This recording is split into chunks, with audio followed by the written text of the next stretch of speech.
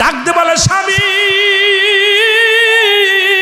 আল্লাহর কসম করে বলি রে স্বামী, আমি অপরাধী। আমার মতো পৃথিবীর মধ্যে কোনো কেউ যেন স্বামীকে না ঠগায়। আমি ভুল করেছি, চক্রান্ত করেছিলাম, বাঁচার জন্য বাঁচতে পারলাম না। এ বনি ইসরায়েলের মেয়েরা শোনো, ওই স্বামীর আমানত নষ্ট করো না, স্বামীর আমানত নষ্ট করো না, ওই স্বামীর সম্পদ অন্য কাউকে বিলিয়ে দিও না। আমার মতো পরিণতি হবে, এখান থেকে বাঁচা সম্ভব হবে না। এ মুসলমান শুনে রাখো, পৃথিবীর মধ্যে আমাল কিয়ামতের ময়দানে ঠিক একই অবস্থা হবে যেটা বনি ইসরাইলদের মধ্যে দেখা দিয়েছে। আমার ভাইয়েরা, আজকে আমি বরগুনার জমিনের ভাইদের বলে যাই, আজকে আমার মারা, অনেক মারা আছেন, আপনাদের কাছে করজোরে দাবি করে যাব, আমার ভাইয়েরা, আমার বন্ধুরা, আমার কয়েকটা কথা বলে যাই।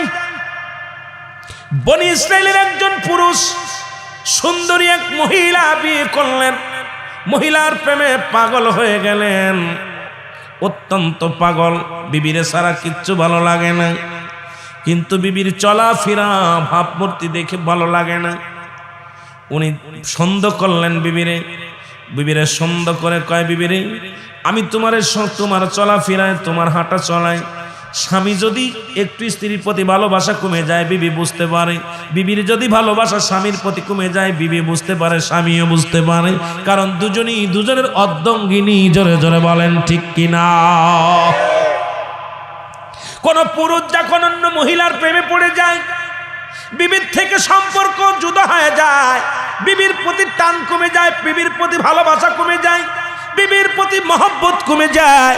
আবার কোন নারী যদি পৃথিবীর মধ্যে অন্য পুরুষের প্রেমে আসক্ত হয়ে যায়, দেখবেন স্বামীকে সহ্য করতে পারে না, স্বামীর প্রতি তার টান থাকে না, স্বামীর প্রতি তার মহব্বত থাকে না, স্বামীর প্রতি তার সেই কর্তব্য দায়িত্ব পালন করতে চায় না। যদিও করে সেটা মানুষের লোক দেখানো, চোখ দেখানো ভালোবাসা। জোরে জোরে বলেন ঠিক কিনা? আমার বরগুনার ভাইয়েরা শুনে নাও, এবার স্বামী বললেন, বিবিরে তোমার চলাচলতি, তোমার এগুলো দেখে আমার একদমই ভালো লাগে না, নিশ্চিত তুমি তোমার ভিতরে সন্দেহজনক কিছু পায়। বিবি কয়, স্বামীরে তুমি আমারে অবিশ্বাস করো, তুমি তোমার সাথে এতদিন ঘর করি, তোমাকে আমি এত ভালোবাসি, তুমি আমাকে ভুল বোঝো, আমাকে তুমি ভুল বোঝো কেন?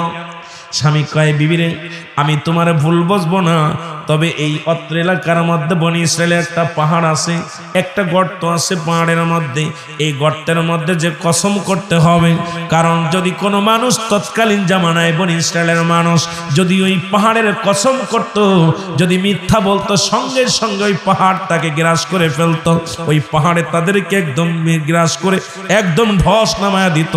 বিবির কাছে বললেন, বিবিরে তুমি আমার কাছে ওই পাহাড়ে যাইয়া ওই গুহার কসম কেড়ে বলবা আমি জিনা ব্যভিচার করি না, আমি তোমার প্রতি কোনো সন্দেহ থাকবে না, বলো। কসম কার দিন চলে আসলো, বললো অমুক দিন অমুক শুক্রবারে কসম করব। এদিকে স্বামী গেলেন কাজে, স্বামী যখন কাজে গেলেন তার পরক্রিয়া প্রেমিককে খবর দিলেন, খবর দিয়ে বললেন, ও পরক্রিয়া প্রেমিক, বিপদের মধ্যে পড়েছি, আমার স্বামী এখন আমাদের চলাচলতি দেখি আমাকে ভুল বোঝা শুরু করেছে, কারণ আমাকে এখন ভুল বোঝে, আমারে সন্দেহ করে, আগামী শুক্রবারে আমার অমুক পাহাড়ের কসম করতে বলেছে, এখন আমি কি করব? এখন তো বিপদে মরে যাব, কারণ তুমিও বিপদে পড়ে যাবে, আমিও পড়ে যাব বিপদে, কারণ ওই পাহাড় কিন্তু মিথ্যাবাদীকে সহ্য করতে পারে না। কোনো ব্যক্তি ওই পাহাড়ের কসম করে সত্য কথা মিথ্যা কথা বললেই পাহাড় সঙ্গে সঙ্গে তারে শেষ করে দেয়। জোরে জোরে চিল্লায়া বলা যাবে না আল্লাহু আকবার। বেটা বলে, এখন কি করা যাবে? পরক্রিয়া প্রেমিক বলে, কি করবে এখন? তাহলে বাঁচার উপায় বলো। বলে, বাঁচার একটা উপায় আছে, আমাকে আমার স্বামী যখন পাহাড়ে নিয়ে যাবে, ওই পাহাড়ে নেওয়ার জন্য রওনা হবে, আমি বলবো আমি হেঁটে যেতে পারবো না অত দূরে, তুমি একটা গাদার ব্যবস্থা করে রাখবা, আর আমি বলবো এই গাদায় আমি যাব, সঙ্গে সঙ্গে তুমি গাদারে নিয়ে সামনে হাজির হয়ে যাবা। অমুক দিন সকালবেলা। আর গাদাটায় আমি বলবো যে গাদা এসেছে, গাদায় কত দিবা? কয় কোনো টাকা পয়সা দিনা পাওনা নিয়া জোরাজুরি করবা না, কারণ যখনই আমি বলবো চড়বো সঙ্গে সঙ্গে তুমি আমারে চড়াইয়া ফেলবা, দেরি করবা না। কারণ বাঁচার জন্য এর কোনো বিকল্প নাই, বাঁচতে হলে বিকল্প নাই। যখন পরক্রিয়া প্রেমিকের সঙ্গে প্রেমিকার আলাপ হয়ে গেল, শুক্রবার আসলো, এবার কসম কাটার জন্য স্বামী নিয়ে রওনা হয়ে গেল। মুসলমান শুনে নাও, স্বামী যখন বিবিরে নিয়ে কসম কাটার জন্য পাহাড়ের দিকে যায়, হঠাৎ করে স্বামী স্ত্রী বলে, স্বামীরে আমি আর হাঁটতে পারি না, আমার হেঁটে যাওয়া সম্ভব নয়, একটা গাদার ব্যবস্থা করো, একটা যানবাহন ব্যবস্থা করো। স্বামী কয়, বিবিরে আমি কোথায় পাবো গোড়া গাদা? হঠাৎ করে দেখে এক গাদালা ডাক দেয়, স্বামী বিবির ডাক দেয়, এ গাদালে এদিকায়, বলে আমার একটু ওই পাহাড়ের ওই কসম পাহাড়ে নিয়ে যাও। বলে যাব। বিবি কয়, তোমার আমি কি করে 1 দিরহাম দিব, 100 দিরহাম দিব, আমাকে নিয়ে যাও। গাদালা কয়, যা দেবেন আমি রাজি। ওঠেন। সঙ্গে সঙ্গে গাদালা তারে উঠাইলেন, উঠায় পিঠের পরে নিয়ে রওনা হয়ে গেল। এ মুসলমান শুনে নাও, গাদালার সঙ্গে তাদের সঙ্গে পরক্রিয়া প্রেমিকের সঙ্গে আলাপ হয়েছে। এমন সময় গাদা থেকে নামার জন্য এমন অভিনয় করলেন, এমন ভাবে গাদালের বললেন, আমার তুমি নামায় দাও। এ মুসলমান শুনে নাও, বনি ইসরাইলের কাহিনী বলতেছি, এ দরদি বন্ধুরা শুনে নাও। এবার বিবিকে নিয়ে পাহাড়ে যখন গেলেন, পাহাড়ের চূড়ায় উঠিয়া বললেন, বিবিরে তুমি বলো, এই হাত দিয়া বলো, আমি জীবনেও কোনোদিন অন্য কোনো পুরুষের সঙ্গে জিনা ব্যভিচার করি নাই, কোনোদিন কোনো পুরুষ আমার কোনো লজ্জাস্থান দেখে নাই, কোনো পুরুষকে আমি ব্যবহার করি নাই। বিবি হাত দিয়া কয়, স্বামী আমি ওয়াদা করলাম, পাহাড়ের কসম করে বললাম, আমার লজ্জাস্থানে একমাত্র তুমি আর ওই গাদালা ছাড়া দুনিয়ার কোনো মানুষ দেখে না। নাউজুবিল্লাহ। ও তো দেখাইছে ছলনা করে। সঙ্গে সঙ্গে পাহাড় থরথর করে কাঁপন শুরু করেছে। স্বামী বলে, বিবি রে, ও বিবি, তুমি আবার সত্যি করে বলো। বলে, স্বামী রে, তুমি আমাকে সন্দেহ করো কিনা? আমি তোমারে বললাম, এই গাদালা তুমি ব্যতীত আমার কেউ স্পর্শ করতে পারে নাই, গায়ে টাচ দিতে পারে নাই, আমার লজ্জাস্থান কেউ দেখতে পারে নাই, কেউ আমার গায়ে হাত দেয় নাই, একমাত্র তুমি আর এই গাদালা। কত চালাক! এই দুজন ব্যতীত পাহাড় থরথর করে কাঁপন শুরু করলো। বিবি রাগ করে রওনা হয়ে গেল। বিবি অভিমান করলো স্বামীর সাথে, অভিমান করে রওনা হয়ে গেলেন। এদিকে সঙ্গে সঙ্গে বাজান রে, পাহাড়টা কি করলো? বিবি এইবার যখন রাগ করে চলে আসলেন, স্বামী পিছে পিছে আসতেছে, হঠাৎ করে পাহাড়টা এইরকম ফাঁক হইয়া বিবিকে সঙ্গে সঙ্গে মহিলাটাকে গ্রাস করে ফেললো। ডাকতে বলে, স্বামী,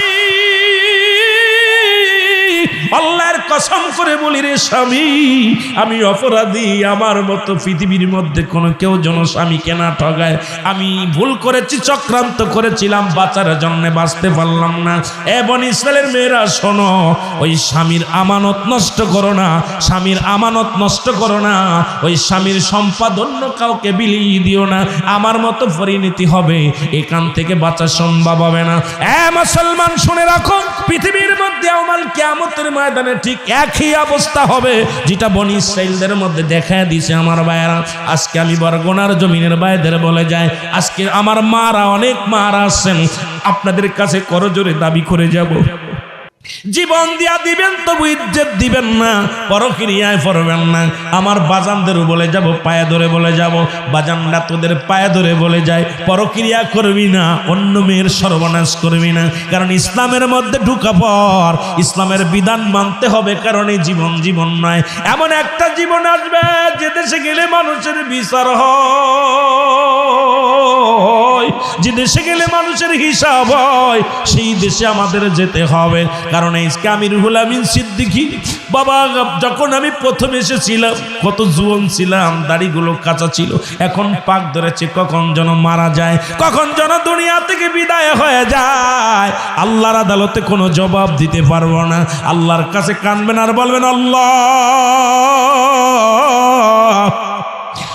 আমি পাপী অপরাধী, মৌলা তোমার দয়া সাই বলে না, আমি পাপী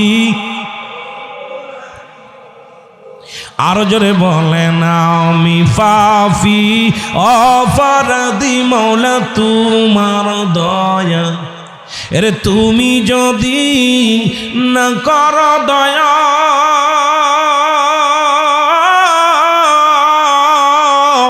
আমার হবে কি উপায়। আল্লাহ তুমি যদি না করো দয়া আমার হবে কি উপায়। আমি পাপী অপরাধী মওলা তোমার দয়া চাই বলে না।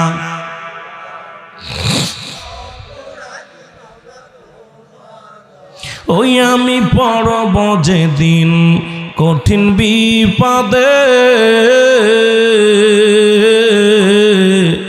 কেউ হবে না সঙ্গের গো সাথী আমার আমল বিনে, কেউ হবে না সঙ্গের গো সাথী আমার আমল বিনে। ওরে দয়া করো দয়াল আল্লাহ,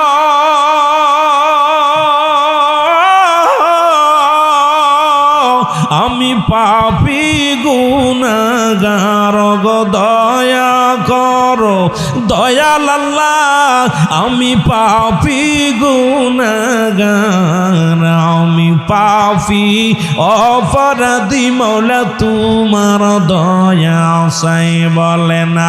আমি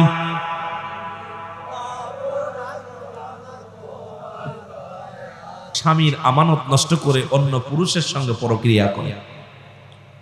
আল্লাহু আকবার বলেন না। আমি কেবলই দেখতেছিলাম আপনাদের বরগুনার একটা প্রক্রিয়া, একটা ইতিহাস দেখা পরে দেখলাম প্রশাসনের ভাই তার বিবিকে রেখে ডিউটিতে গেছে আমরা আমতলী এলাকার মধ্যে বরগুনা। ডিউটিতে গেছে, স্ত্রী অন্য পুরুষকে ডেকে তার সাবেক প্রেমিকাকে ডেকে এনে ঘরের ভিতর ঢুকাইছে। এই রকম হাজার হাজার আমানতের খেয়ানত করতেছে আমাদের দেশে। তার ভিতরে বরগুনার জমিনটা একটু বেশি প্রক্রিয়ার মধ্যে পড়ে গেছে। যেটা বলেন ঠিক কিনা? রাগ করেন? কথা বলেন, রাগ করেন? কারণ একটা হলো আমরা অনেকেই মাছ ধরতে যাই নদীতে, আসি 3 দিন 4 দিন পরে আসে। অনেকেই বিদেশের মাটিতে আছে। এর এই সুযোগটা আমাদের দেশে কিছু অসাধু যুবক আর কিছু অসাধু মহিলা এটা ব্যবহার করে। যেটা বলেন ঠিক কিনা? পুরুষরা হাড় ভাঙ্গা শ্রম করে। আপনারা যে কষ্ট করেন, পাথর ঘাটার জমিনের মানুষগুলো অনেক কষ্ট করে, নদী ভাঙ্গা এলাকা, নদী সাগর এলাকা অনেক কষ্ট করে। আমি আপনাদের মুখের দিকে তাকাইলে কেন যেন একটা মায়া লাগে, যেই মাত্র নদীর ভিতরে পড়ে কত কষ্ট করে নদীতে মাছ ধরতে যায়। আমার ভাইরা, এই দেখলে নিজে চোখে না দেখলে এগুলো বলা যায় না, কষ্ট করে অনেক। আর এই সুযোগটা কিছু অসাধু যুবক যারা বেকার ঘুরে বেড়ায় তারা মানুষের পিছে লাগে সংসার ধ্বংস করার জন্যে। যদি কোনো ব্যক্তি পরে আয়াতটা ইয়া আইয়ুহাল্লাযীনা আমানু, ঈমানদাররা বিশ্বাসীরা দুখুলু ফিস-সিলমি কাফা, পরিপূর্ণভাবে প্রবেশ করে ইসলামের মধ্যে। জোরে বলেন মারহাবা। আরো জোরে। আপনাদের কষ্ট হচ্ছে নি বাবা? কষ্ট হচ্ছে? কষ্ট অনেকের হবে। জিকির করার সময় দেখলাম কেউ স্টিলের মতো একদম বসে আছে, কেউ হাসতেছে। আমি অনেকবার বলেছি জিকির কত প্রকার, কি কি কোন মাকলুকাত কোন হালাতে জিকির করে। যদি হেটাম থাকে আমার কাছে আসো, কিতাব নিয়ে বলতে পারলে 50,000 টাকা বকশিশ দিয়ে দেবো। ভয় নাই, বেশি আসি নাই। যদি জানার দরকার হয়, যদি তুমি পারো আমার কাছে যে বসো। যারা জিকির দিয়ে হাসাহাসি করলে, যারা শক্ত স্টিলের মতো হয়ে গেল, আল্লাহ জিকির আল্লাহ আল্লাহ করতে যেয়ে তাদের লজ্জা লাগলো, তারা আমার কাছে আসো, ভয় নাই, পুরস্কার দিয়ে যাবো। আমার ভাইয়েরা, যেটা বলতেছিলাম, এই সুযোগটা বিবাহিত পুরুষ এরা যদি জিনা করে, বিধান হচ্ছে শরিয়াতের বিধান। শরিয়াতের বিধান বরগুনার মানুষ খেয়াল করবেন। শরিয়াতের বিধান হলো ওই পুরুষটাকে নাভি পর্যন্ত পুঁততে হবে মাটির মধ্যে, পুরুষ এবং নারী। এরপরে তাদেরকে কঙ্কাল নিক্ষেপ করতে হবে, মেরে ফেলতে হবে। ইট পাটকেল ডিলা যা পাবেন এটা ছুঁড়ে মারতে হবে। যতক্ষণ পর্যন্ত মরবে না, মারা বন্ধ হবে না। যারা বিয়ে করছেন শুনে নেন। আজকে অনেক মাদ্রাসার মুতামিম আজকে কি দেখি যে ভাই বড় কষ্ট পায়, দেখি ছাত্রদের সাথে কি করে বলৎকার করে। ওদেরকে ক্রস ফায়ার দিতে হবে। বাংলাদেশের আইনের কাছে আমি মন্ত্রণালয়ে দাবি করব, এই সমস্ত জিনাকারীদেরকে দুনিয়া থেকে বিদায় করে দিতে হবে। কারণ এই জিনাকারী অনেক আলেম বলৎকার করতেছে, কওমি মাদ্রাসার ছাত্র শিক্ষক আজকে ইসলামের কলঙ্ক লাগাইতেছে, এদেরকে ধরার দরকার আছে কিনা? জোরে বলেন আছেন কিনা? গত 6 মাসে 913 জন বলৎকার ধরা পড়ছে, সব সাইকুল হাদিস আল্লামা মুফতি হাফেজ। আমার কথা বলতেছি ভালো করে শুনে নেন। আমি রুহুল আমিন সিদ্দিকী, আমি বাস্তববাদী বক্তা। আমার জবান দিয়ে সবসময় সত্য, যেহেতু নামটা সিদ্দিকী, সত্যবাদী, সত্য পথে চলার জন্য আমি রুহুল আমিনের জন্ম হয়েছে। আল্লাহু আকবার বলেন না। আমি মিথ্যা বলতে চাই না। সমস্ত কথাগুলো আজকে আমরা আত্মশির বিরোধিতা করি, অনেক জাকেররা মাহফিল হচ্ছে, অনেকের কষ্ট হচ্ছে। এই কিতাব নিয়ে আসো, আমাদেরটা যদি ভুল হয় আমরা চেঞ্জ করব, ভয় নাই। তোমাদেরটা সঠিক হলে আমরা তোমাদেরটা গ্রহণ করব, ভয় নাই। যেটা বলেন ঠিক কিনা? কিন্তু দান্দাবাজি করা যাবে না। এইবার বিবাহিত পুরুষ, বিবাহিত নারী যদি জিনা করে, আজকে অনেক বরগুনার জমিন অনেক ভাইয়েরা বিদেশে আছেন, আহা এই সংসারের টানে ঘান টানতে যে কত ঘোড়ার মতো ঘান টানতেছে, কষ্ট করে বিদেশে যায় আপনার রড সিমেন্টের কাজ করে, আপনার টায়াসের কাজ করে, মাঠে কাজ করে, বকরি চড়ায়, কত বিদেশি কথা বলে, ফোনে কথা বলে, কান্দে। এমন কোনো দিন নাই 2-1টা ফোন আসে না, বিদেশ থেকে কান্দে, রুহুল আমিন ভাই আমরা বিদেশে কষ্টে আছি, অনেক কষ্টের মধ্যে আছি, দিন চলে না, রাত চলে না, চলে আসি দালালের খপ্পরে পড়ে, অনেক কষ্টে আছে। এত কষ্ট করে শুধু আপনার আমার মুখের দিকে তাকায়, সন্তানের মুখের দিকে তাকায়, ছেলে মেয়ের মুখের দিকে তাকায়, বিবির মুখের দিকে তাকায় যে তারা একটু হাসি মুখে থাকবে। এই কষ্ট স্বীকার করে নদীতে যায় মাছ ধরতে, না জানি লঞ্চটা ডুবে মারা যায়, হয়তো জলদস্যু আমাদের ধরে নিয়ে যায়, অনেক সময় আপনাদেরকে ধরে নিয়ে যায়, যা পর দেখা যায় মুক্তিপণ দাবি করে, না দিতে পারলে মেরেও ফেলে। জোরে বলেন ঠিক কিনা? এই কষ্টটা আপনারা করেন, আপনারা করেন। এরপরে এই যে দেখেন, যখন এই যে সরকার যখন অবরোধ করে মাছ ধরা, আজকে আমি মেহেদিদের বাড়ি গেলাম, দেখলাম সব জালেরা বসে বসে আছে। আমি এদিক করছি, আচ্ছা কেমন চলে? কয় বাবা ভালো চলে না, অবরোধ চলতেছে, মাছ ধরা বন্ধ, কষ্টের মধ্যে আছে, জাল বুনতেছে। এই যে কষ্ট করে শুধু সংসারের জন্য, সব প্রতিটা পুরুষ তার সংসারকে সুখে করার জন্য, বন্ধু ভাই বন্ধুকে সুখ রাখার জন্য এত কষ্ট করে। জোরে বলেন ঠিক কিনা? সেই স্ত্রী কি করলো? স্বামীর আমানত নষ্ট করলো। আমি বলেছি, আয়াত পড়েছি, আইয়ুহাল্লাযীনা আমানু, হে ঈমানদাররা, বিশ্বাসীরা, আদখুলু ফিস সিলমি কাফা, পরিপূর্ণভাবে প্রবেশ করো ইসলামের মধ্যে। জোরে বলো আল্লাহু আকবার। এই ইসলামের আবিধানিক শাব্দিক অর্থ হচ্ছে 82টা। ইসলাম মানে শান্তি, ইসলাম মানে আত্মসমর্পণ, ইসলাম মানে নারীর সতীত্ব পাহারা দাও, ইসলাম মানে নিজে না খেয়ে অন্যরে খাও, ইসলাম মানে না ঘুমা অন্যরে ঘুম পাড়াও, ইসলাম মানে নিজে দুঃখে থেকে অন্যরে সুখে রাখো, ইসলাম মানে নিজে কষ্টে থেকে অন্যরে সুখে রাখো। দেখো নারীর সতীত্ব পাহারা দিতে বলছে ইসলাম। আর সেই নারীর সতীত্ব যারা নষ্ট করে, পরের বউ ভাইগে নিয়ে যায়, পরের বউটা নিয়ে যাচ্ছে, এটা করতেছে আজকে সমাজের মধ্যে। পরের রিসোর্টে উঠতেছে, দাড়ি মোছ নিয়ে পরের হোটেলে বসে বসে পরের বউ নিয়ে আড্ডা মারতেছে। এটা কোন ইসলামের মধ্যে পালো? আমার বুঝি আসে না। জোরে বলেন ঠিক কিনা? কথা কয় না। আর 800 নারী পুরুষ যায়, জান্নাত খালি এইটা দেখে যায়, 800 খালি নারী পুরুষ যায়। তুমি পরের বউ নিয়ে হোটেলে ঢুকতেছো, এটা দেখো না? কথা কয় না, কথা কয় না কেন? কথা কয় না কেন? আমার দাদু ভাইরা, যেটা বলতেছিলাম, এই যখন মারা যাবে, মারা যাওয়ার পর তাকে খুশি উঠাইতে হবে। মেয়ে নারী পুরুষ দুজনকে খুশি উঠাইয়া তাদেরকে কুকুর শেল দেখাওয়া দিতে হবে। কোন জিনাকারী পুরুষ, জিনাকারী নারীর জানাজা দিয়ে কবর দেওয়া শরীয়তের বিধান নাই, তাদেরকে কুত্তা শিল দেখাতে হবে, তা মানুষের সামনে। এইরকম একটা বিচার যদি বরগুনার জমিনে হতো, আমার বিবাহিত পুরুষ, বিবাহিত নারীরা জিনা ব্যভিচার বন্ধ করে দিত। জোরে বলেন ঠিক কিনা? জোরে বলেন ঠিক কিনা? এটা দাবি করব, যেহেতু বাংলাদেশে 92% মুসলমান, মুসলিম রাষ্ট্রের কাছে আমি দাবি করব ইসলামী আইনগুলো চালু হোক। দরকার আছে কিনা? জোরে বলেন আছে কিনা? আজকে জিনা ব্যভিচার যেভাবে শুরু হয়েছে, পরক্রিয়া যেভাবে শুরু হয়েছে, এখান থেকে দেশ ও জাতিকে বাঁচানোর জন্য আল্লাহ আমাদেরকে দয়া যদি না করে, আমাদের বাঁচার কোনো উপায় নাই। জোরে বলেন ঠিক কিনা? আমার ভাইয়েরা, যে কথা বলতেছিলাম, শুধু তাই নয়, ভালো করে খেয়াল করবেন, কথাগুলো একটু মনোযোগ দিয়ে খেয়াল করবেন।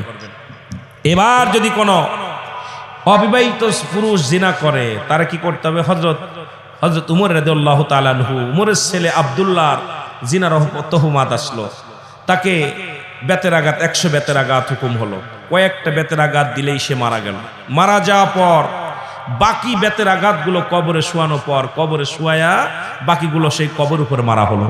আমার দেশের যুবকরা যত আজকে প্রেম করার নাম নিয়ে মোবাইলে প্রেম করে পরক্রিয়া করতেছে, আজকে অন্যর বউ নিয়ে যাচ্ছে, অন্যর মেয়ে, আপনার মেয়ে, আমার বোন, তাদেরকে নিয়ে হোটেলে যাচ্ছে, আজকে তাদেরকে নিয়ে গাছতলা, আমতলা, আজকে আসার পর দেখলাম কত জোড়া বসে বসে আছে এক এক গাছতলা, জামতলা। এগুলোর যদি একটা বিচার হতো, তাদের বিধান কি? তাদেরকে শরিয়াতের বিধান, তাদেরকে ডোরা মারতে হবে, 100 ডোরা, কয়েকটা মারলে সে মারা যাবে। এই ডোরা যদি মারতো, আমার দেশ থেকে যুবক যুবতীরা জিনা ব্যভিচার বন্ধ করে দিত। জোরে বলেন ঠিক কিনা? আরো জোরে বলেন ঠিক কিনা?